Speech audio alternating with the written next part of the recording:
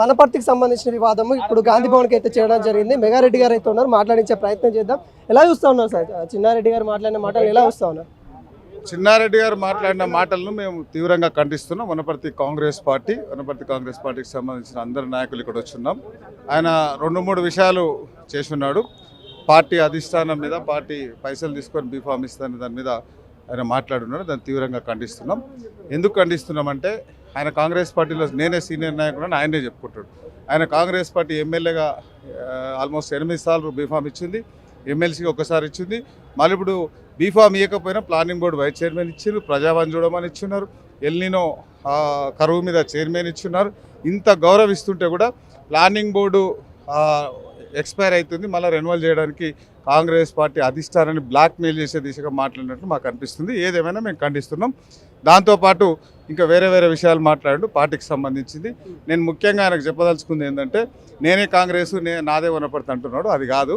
నీవు రాజకీయాలకు రాకముందే జయరాములు గారి వరకు 32 ఏళ్ళు కాంగ్రెస్ పార్టీ ఎమ్మెల్యేలు ఉన్నారు. దాని తర్వాత 17 ఏళ్ళు టీడీపీ ఉండే, దాని తర్వాత 5 ఏళ్ళు బీఆర్ఎస్ ఉండే, మళ్ళీ ఇప్పుడు కాంగ్రెస్ వచ్చింది. సో కాంగ్రెస్ అంటే ఆయన కాదు, ఇక్కడ ఉన్న కాంగ్రెస్ పాత సీనియర్ కాంగ్రెస్ అందరు భుజాల మీద మోస్తే నువ్వు లీడర్ అయినా అది మర్చిపోతే నువ్వు కాంగ్రెస్. అదే చెప్తున్నా కదా, డబ్బులతోనే బీఫామ్ తీసుకునే సంస్కృతి కాంగ్రెస్లో ఉందన్నది ఎవరు చెప్పాలి? 9 సార్లు బీఫామ్ తీసుకుని ఆయన చెప్పాలన్నా, ఒకసారి తీసుకున్నాడు చెప్పాలన్నా? 9 సార్లు ఆయన డబ్బులు ఇచ్చే తెచ్చుకున్నాడు అని ఆయన ఒప్పుకోవనండి, మళ్ళీ అది కరెక్ట్ అవుతుంది.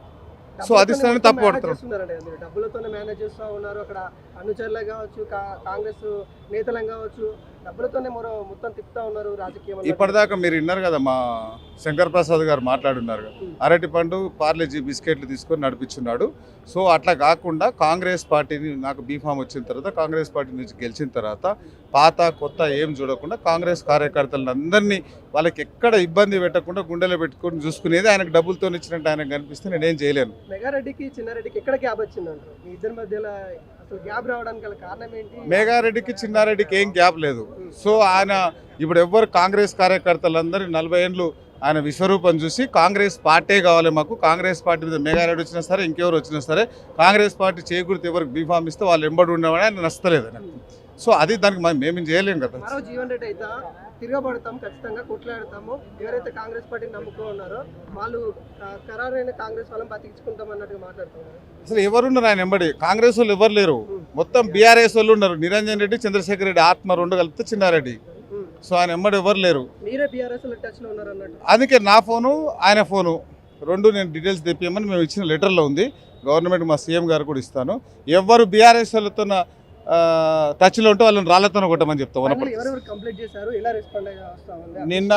నిన్న మా క్రమశిక్షణ సంఘం అధ్యక్షులు మల్లురావు గారికి చేసినాం, ఈరోజు మా పీసీసీ ప్రెసిడెంట్ గారికి చేసినాం, సాయంత్రం ఏఐసీసీ సెక్రటరీ సచిన్ గారికి చేస్తున్నాం.